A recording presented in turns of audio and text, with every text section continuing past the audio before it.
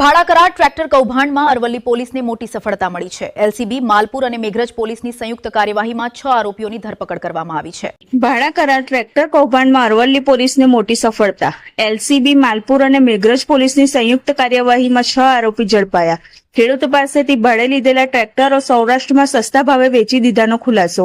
20 tractor, એક JCB અને 10 trolley સહિત ₹4 કરોડથી વધુનો મુદ્દામાલ જપ્ત।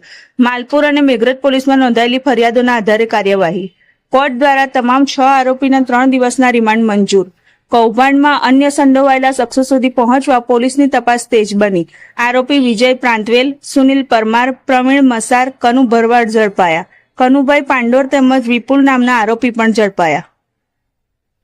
અરવલ્લી જિલ્લામાં માલપુર અને મેઘરજ 2 પોલીસ સ્ટેશનમાંથી અમને ફરિયાદ મળેલી કે ખેડૂતોના ટ્રેક્ટર જે છે અને ટ્રોલી અને જેસીબી મશીન વગેરે ઇલીગલી ભાડાના નામે લઈ જઈ અને ત્યાં એને અન્ય જગ્યાએ સસ્તા ભાવે વેચી દેવામાં આવે છે અને જ્યારે પછી એ વ્યક્તિ પોતે એ પરત લેવા જાય ત્યારે એને ગોળ ગોળ ફેરવવામાં આવે છે અને એનું ટ્રેક્ટર પરત મળતું કે નથી પૈસા મળતા।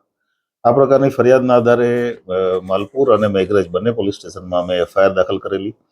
જે તે સમયે અમે એફઆઈઆર દાખલ કરી ત્યારે ટોટલ 40 ટ્રેક્ટરની એફઆઈઆર હતી। પછી એમાં એડિશન થતું ગયું અને એફઆઈઆર દાખલ કર્યા પછી બંને પોલીસ સ્ટેશનની અલગ અલગ ટીમો અને જિલ્લાની એલસીબી આ બધા કામે લાગેલા અને ત્યારબાદ જે અલગ અલગ જગ્યાએથી, કારણ કે આ મોટાભાગના જે ટ્રેક્ટર છે એ સૌરાષ્ટ્રમાં અને આજુબાજુના જિલ્લાઓમાં વેચી દેવામાં આવેલા ઓછા ભાવે। એ અલગ અલગ જિલ્લાઓમાંથી એ બધી રિકવરી કરી છે। અત્યાર સુધીમાં ટોટલ અમે 20 ટ્રેક્ટર, એક જેસીબી અને 10 ટ્રોલી રિકવર કરી શક્યા છીએ। એ સાથે સાથે અમે એમાં ટોટલ 6 આરોપીઓ અત્યાર સુધીમાં અરેસ્ટ કર્યા છે। મુખ્ય આરોપી જે છે એ વિજય જે પ્રાંતવેલ બાયડનો વતની છે, એની સાથે સહયોગમાં સુનિલ કાળાભાઈ પરમાર, પ્રવીણ મચાર, કનુ ભરવાડ કરીને જે છે એ મુખ્ય આરોપી છે। ઉપરાંત વિપુલ અને કનુભાઈ પાંડોર, આટલા આરોપીઓ અત્યાર સુધીમાં અમે અરેસ્ટ કર્યા છે। આરોપીઓના 3 દિવસના રિમાન્ડ ઉપર છે। હજી આગળ એને ટ્રેક્ટર જ્યાં જ્યાં પણ વેચ્યા છે અત્યારે પણ અમારી ટીમ અન્ય જગ્યાઓએ આ આરોપીઓ સાથે મુવમેન્ટમાં છે અને આ રિકવરી માટે થઈને અમે પૂરેપૂરા પ્રયત્નો કરી રહ્યા છીએ।